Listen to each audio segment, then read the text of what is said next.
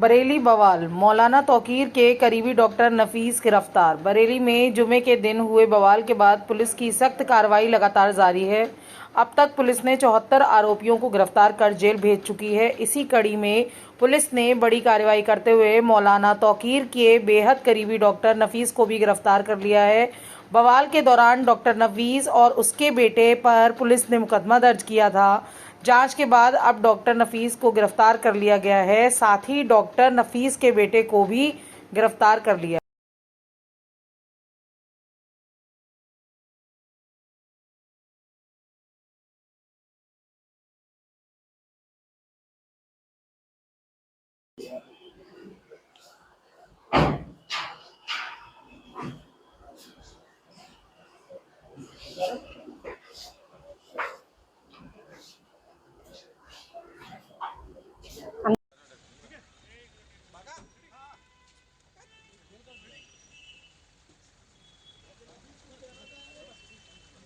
बरेली हिंसा का एक आरोपी नफीस, जिसको आज सुबह पुलिस ने गिरफ्तार किया था।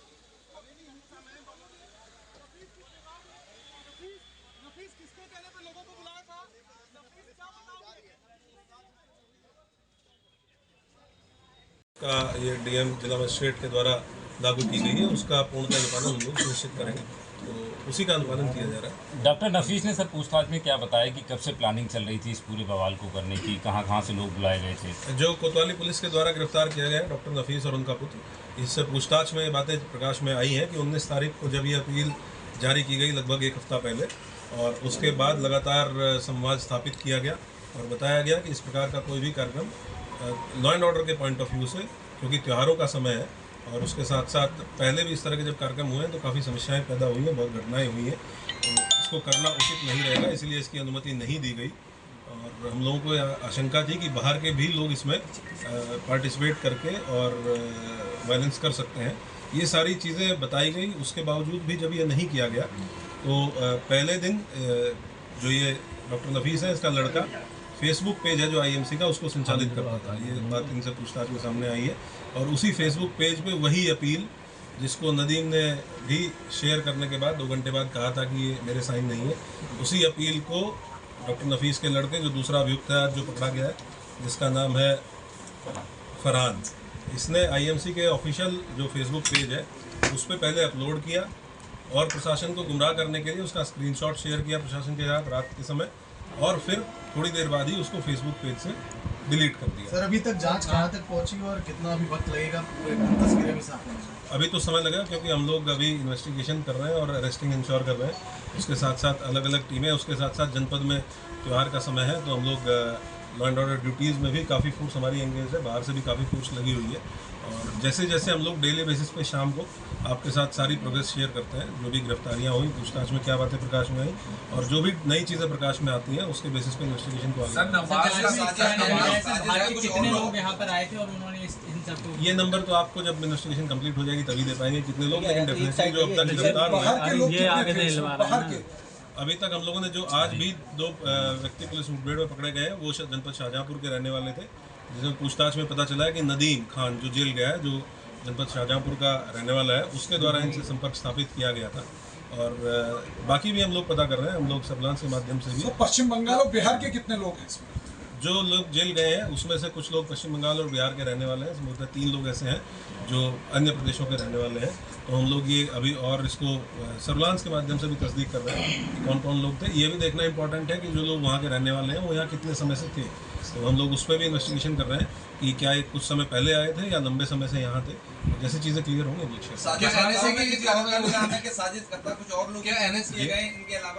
जी। घटना घटित हुई थी, उसमें कल तक पुलिस के द्वारा 73 अभियुक्तों को गिरफ्तार करके जेल भेजा गया था।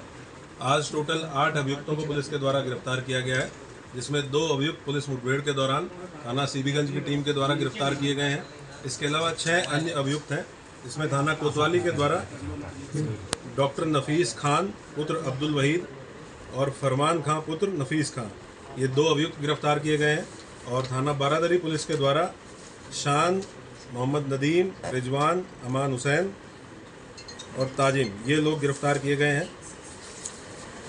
इस प्रकार से टोटल हम लोगों के 8 अभियुक्त हैं जो आज की डेट में गिरफ्तार होकर जेल जा रहे हैं। टोटल पुलिस के द्वारा अब तक 81 अभियुक्त इसमें गिरफ्तार किए जा चुके हैं। हम लोगों की टीमें सीसीटीवी के माध्यम से, ICCC कंट्रोल रूम के जो फुटेजेज उपलब्ध हैं उसके माध्यम से, ड्रोन की जो फुटेजेज उपलब्ध हैं उसके माध्यम से लगातार इस आइडेंटिफिकेशन के लिए लगे हुए हैं कि कौन कौन ऐसे लोग थे जो भीड़ को उकसाने में और भीड़ को एग्रेसिव बनाने में शामिल थे। हम लोगों का मेन फोकस उन लोगों के ऊपर है जिन्होंने इस पूरे प्रोटेस्ट को ऑर्गेनाइज करने में और जो वहाँ पे भीड़ एकत्र हुई उसको एग्रेसिव बनाने में जिनकी अहम भूमिका थी, उसके संबंध में हम लोग इन्वेस्टिगेट कर रहे हैं।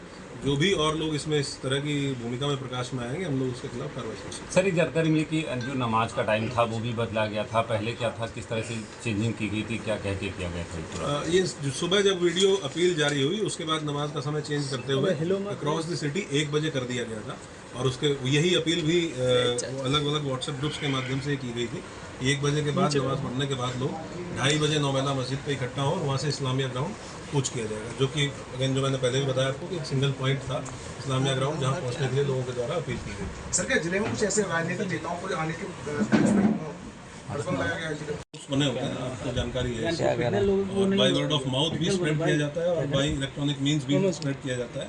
और ये एक फैक्ट है जो हम लोगों ने ऑब्जर्व किया कि उस दिन सारी नमाज 1 बजे 1 से 1:30 के बीच में सारी नमाजें हुई और उसके बाद लोग इस्लामिया ग्राउंड की तरफ बढ़े। ये एस्टेब्लिश्ड फैक्ट है कि ऐसा हुआ। पुलिस मानती है कि अगर 1 बजे वाली नमाज नहीं होती तो शायद ये ट्रिगर पॉइंट भी नहीं होता, उसी के बाद जो है पूरा मामला हुआ। मैं इतना कह सकता हूँ कि ये इसलिए किया गया ताकि मैक्सिमम भीड़ इस्लामिया ग्राउंड की तरफ एक साथ एक ही समय पे अप्रोच करें।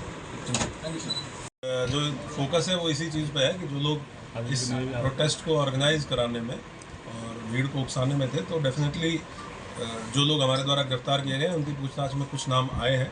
उन नामों को हम during the course of investigation verify करेंगे, तस्दीक करेंगे और अगर कंफर्म होता है तो गिरफ्तारी सुनिश्चित। क्या NSA की कार्रवाई करेंगे? अभी तो हमारी इन्वेस्टिगेशन चल रही है और NSA की कार्रवाई परिस्थितियों को देखते हुए तत्कालीन समय जनपद में जो परिस्थितियाँ होती हैं उनको देखते हुए की जाती है। अभी हम लोग इस पॉइंट पर इन्वेस्टिगेट कर रहे हैं कि ये घटना किस प्रकार से हुई, किसके द्वारा की गई। क्या इन आरोपियों की संपत्ति चिन्हीकरण हो रही है सर? अभी हमारा फोकस पूरा का पूरा इस इन्वेस्टिगेशन पे है कि घटना किस प्रकार से हुई और घटना कारित करने वाले और कराने वाले कौन लोग थे और जनपद में कानून व्यवस्था सामान्य रहे, ये दोनों चीज़ें हमारे फोकस पे हैं। सर, एक और बात, बरेली में क्योंकि जो नमाज है 12:30 से 3:30 के करीब तक जो है होती है अलग अलग मस्जिदों में, लेकिन कलेक्टिवली उस दिन जो है 1 बजे जो की कॉल की गई, ये कॉल किसकी तरफ से की गई थी और सिंगल आदमी था या फिर अभी तक की इन्वेस्टिगेशन से क्लियर हुआ है कि जब सुबह 10:30 पौने 11 बजे के आसपास एक वीडियो जारी की गई जिसमें कहा गया कि कार्यक्रम कोई निरस्त नहीं हुआ है और कार्यक्रम जैसे भी था, जिस तरीके से उन्होंने डिक्लेयर किया था इसी तरीके से होगा।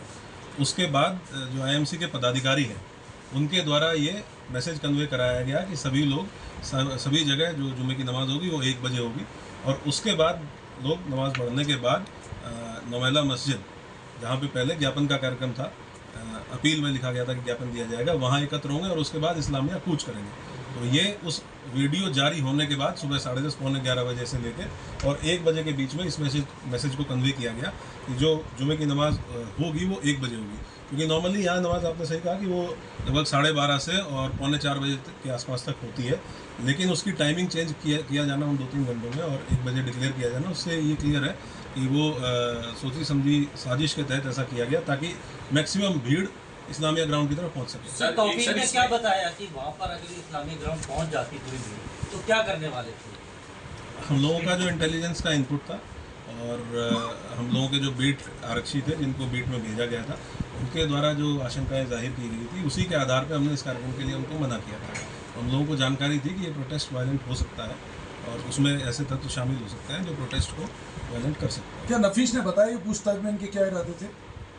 नहीं, ये तो ऑब्वियस सी बात है कि भाई उनको अगर इस्लामिया ग्राउंड पे एक भीड़ इकट्ठी करनी है और जब भी बता दिया गया है कि प्रोटेस्ट अलाउड नहीं है, कोई भी कार्यक्रम इस तरह का अलाउड नहीं है, वो और इस तरह की भीड़ जो ऑलरेडी जहाँ पुलिस उनको रोक रही है और वो पुलिस के अगेंस्ट एग्रेसिव और वायलेंट हो रहे हैं, तो जब वो सारी भीड़ एक साथ इकट्ठा होती तो कितना वायलेंट हो सकती थी आप अंदाजा। सर, नमाज का समय चेंज करने वाली जो बात थी, क्योंकि IMC एक पॉलिटिकल पार्टी